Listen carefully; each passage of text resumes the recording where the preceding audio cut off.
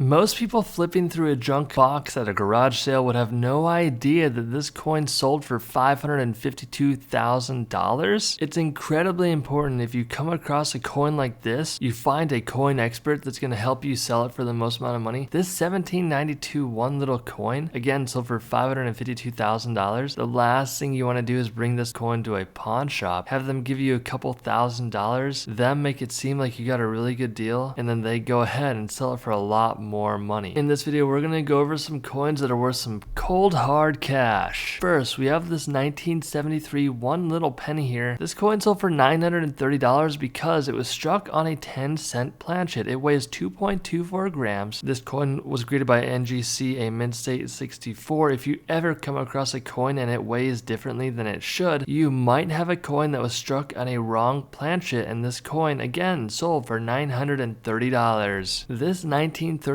Washington quarter sold for $13,225, and this is why. When you first look at this coin, you may think that it's damaged or it has dirt all over it. That is actually called toning. Toning can sometimes look not really good, just like this one, but still, there are collectors out there that know this is a genuine, naturally occurring process on this coin. The biggest reason why this coin sold for $13,225 is because it's a 1932 quarter that graded really highly by Pcgs. If you have a 1932 quarter and you want to get it graded, make sure it's in good condition. 1932 is a great date for the quarter, and generally, even if it's not in great condition, it's still going to bring a lot of money. So please, if you have a quarter like this, keep it safe, do not get it damaged, and make sure to smash that like button for me because it really does help out. But let's jump into the next coin here. This is one you really need to be paying attention to. So this is a 1999p 25-cent Georgia Statehood quarter. We're all familiar with this coin. The reason why this coin sold for $2,160 was because it was accidentally struck on an experimental planchet. So this was never meant to go out into circulation. You can tell the coin is a bit more gold than typical. It doesn't have that silver appearance like you would typically see on a coin like this. This one graded by PCGS, a mint state 65. All these things combined allowed this coin to sell for $2,160. Here we have a 1964 10-cent Roosevelt dime graded by PCGS and SMS, mint state 67, and it sold for $6,600, and here's why. So there are some coins that were minted specifically for special mint set releases that go out to collectors, and this was one of them. This coin may look like it has a bit of staining on it, but again, that's toning. These type of coins are generally going to be found in collections that are stored properly and not in your pocket change, but still, if you come across a coin like this and it's in really good condition, it may be designated as an SMS coin and sell for a lot of money, like this one that sold for $6,600. Here we have a 1953 S 5-cent Jefferson nickel graded by PCGS, mint state 66 with the full steps on the back, and this one sold for $13,200, and here's why. So you have this 1953 Jefferson nickel, and if you flip the coin over, if you look in the back right hand side of the coin, you will see a small little S mint mark. What does that S mint mark mean? That means that this coin was struck at the San Francisco Mint. One of the main reasons why this coin sold for $13,200 is because it has the full steps there on the back of the coin above Monticello. The full steps are the hardest part on the coin to mint properly, and it's also the highest point on the coin that gets worn down the quickest. Collectors will pay more money for the full steps on the back, so make sure if you have a coin like this and it's in really nice condition, keep it safe, because those full steps on the back and the high grade allowed this coin to sell for $13,200. This 1914D penny sold for $32,200, and this is why. This coin was graded by NGC, a mint state 66. Now remember, the highest grade we can achieve in grading is 70, and this one's only a few points away. 1909 was the first date they ever produced this type of wheat cent penny here, and this is a 1914D. That D mint mark stands for the Denver Mint. Typically speaking, the older your coin is, the better the condition in, the more money it's going to bring in auction. If you have a coin that looks just like this, keep it safe. Don't get scammed by selling it to a pawn shop. Again, not all pawn shops are bad, but most of them are there just to make a pure profit, so be careful. But again, this coin sold for $32,200. You'll see a video on your screen. Click on that video and don't miss any of my other videos by hitting subscribe.